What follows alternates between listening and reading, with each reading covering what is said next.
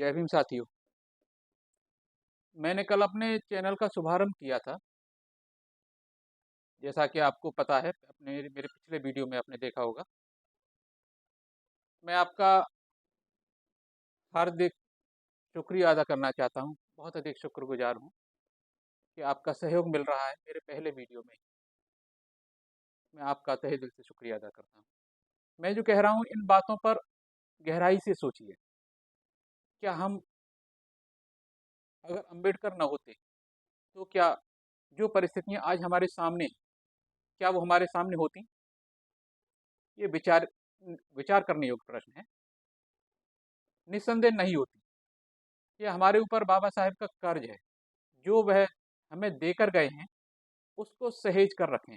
ये हमारी ड्यूटी है, तथा अपने आने वाली पीढ़ियों को उनकी बात को पहुंचाएं तथा उन्हें प्रेरित करें। बाबा साहब ने कहा था कि जो समाज अपने अतीत को नहीं जानता, वो समाज कभी तरक्की नहीं कर सकता। ये सच है साथियों। जब तक हम अपने अतीत को नहीं जानेंगे, हम अपने पिछले इतिहास को नहीं जानेंगे, हम अपने संस्कारों को, हम अपने इतिहास को, हम अपने जो विरासत है हमारी, उसको सहेज नहीं सकते। जब तक हम अपने अतीत को नहीं जानेंगे, तब तक हम तरक्की नहीं कर सकते। क्योंकि जब तक हम हमारे अंदर आत्मविश्वास, आत्मसम्मान की भावना नहीं आएगी, हम आगे बढ़ने के लिए प्रेरित नहीं हो सकते। अतः हमें अपनी संतानों को भी प्रेरित करना है कि वो अपने अतीत को, अपने गौरवशाली इतिहास को जाने और पहचाने। हम बहुजन बुद्ध, सम्राट अशोक, चंद्रगुप्त मौर्य, महाराजा हिरण्यकश्यप के वंशज हैं। हमें अपने अतीत पर गर्व करना चाहिए। हमारा अतीत गौरवशाली है। हमारे विरोधी जानते हैं, इसीलिए वो हमें हमारे अतीत से परिचित नहीं होने देना चाहते। इसलिए उन्होंने हमारे इतिहास को ही बदल दिया, तहस-नहस कर दिया पूरे इतिहास को। हमें अपने बच्चों को उच्च शिक्षित बनाना है, ताकि वो इनके बहकावे में ना आए। बाबा साहेब ने कहा था कि शिक्षा शेरनी का वो दूध है, जो पिएगा वो दहाड़ेगा।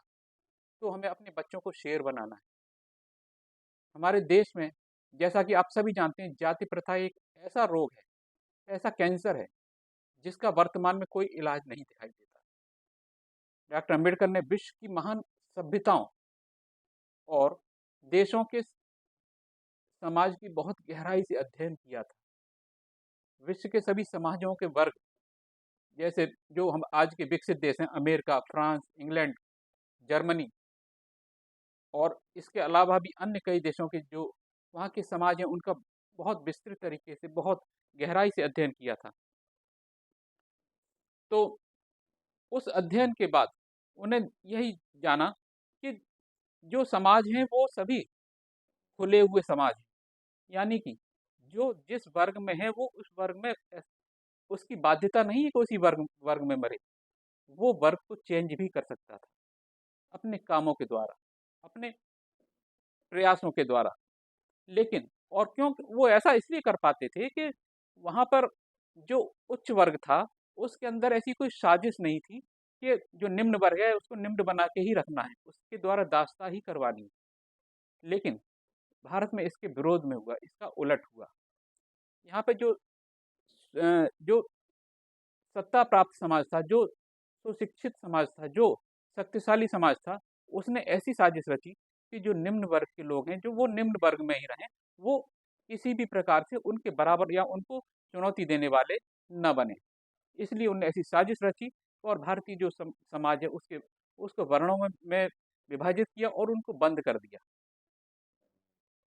जो बंद किया वो इस तरह से किया, जैसे आप सोचिए, 4 मंजिला इमारत है, उसमें अलग-अलग खाने में अलग-अलग लोग हैं, अलग-अलग मंजिल पर अलग-अलग लोग हैं, और उसमें से सीढ़ियाँ हटा दी गई, जिससे कोई भी मंजिल का व्यक्ति न तो ऊपर जा सकता है, ना ही नीचे आ सकता है। वो उसे जिस वर्ण में, जिस वर्ग में उसने जन्म लिया है, जिस मंजिल पर उसने जन्म लिया, उसी में उसको मरना भी है। तो ये एक साजिश रची गई थी। लेकिन आप वहाँ देखें, विदेश में जहाँ इस तरह के समाज थे, लेकिन वहाँ पे वो बंद समाज नहीं थे। वहाँ वहाँ पे जो संपन्न समाज था, जो संपन्न वर्ग था, उसको निम्न समाज से, निम्न वर्ग से कोई भी कटुता नहीं थी। वो एक से दूसरे वर्ग में पहुंच सकते थे। अर्थात जिस मैं अब आगे, जैसे कि मैंने कल बताया था कि मैं पुस्तकों को जो है रिव्यू करूंगा, उसी क्रम में फिर मैं आगे थोड़ा सा बढ़ना चाहता हूँ। मैं आपको बता दूं कि आज़ादी से पहले ऐसा नहीं कि हिंदू समाज में समाज सुधारक नहीं हुए, समाज सुधारक भी हुए थे। आर्य समाज जो आज हमारे सामने दिखाई देता, वो उन्होंने प्रयास किया, लेकिन वो प्रयास वो उनने मन से नहीं किया। तो उसी मुहिम में एक जाति पांति तोड़क मंडल नामक एक संस्था बनाई गई थी। शायद आप जानते होंगे, और नहीं जानते होंगे तो आप जानने की कोशिश अवश्य कीजिएगा। जाति पांति तोड़क मंडल एक संस्था बनाई गई थी, जिसका लाहौर में अधिवेशन होना था, और उसमें एक बहुत बड़े विद्वान थे, श्री संतराम बीए।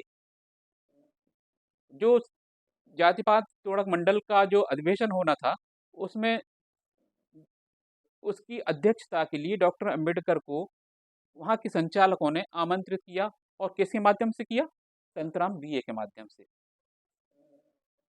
और वहाँ पर उनको बताया गया कि वहाँ पर आपका जो भाषण होना है, वो जाति प्रथा के उन्मूलन के विषय पर भाषण देना है। तो बाबा साहब ने पहले तो मना किया कि भाई, आप सवर्ण समाज के लोग हैं, आप उच्च उच्च समाज के लोग हैं, मेरी क्या आवश्यकता है वहाँ पर, मैं क्यों वहाँ पे भाषण दूंगा, और फिर अगर मैं भाषण दूंगा भी, तो क्या आप उसे सहन कर पाएंगे?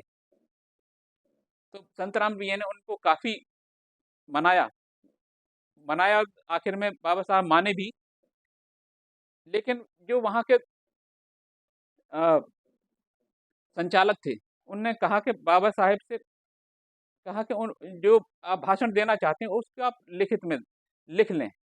और जब उनने लिखा, तो संचालक मंडल ने उस भाषण को पढ़ने के लिए मांगा। जब पढ़ने के लिए मांगा, तो उनने उसमें तमाम आपत्तियां दर्ज की, कहा कि इसमें कुछ फेरबदल कर लो।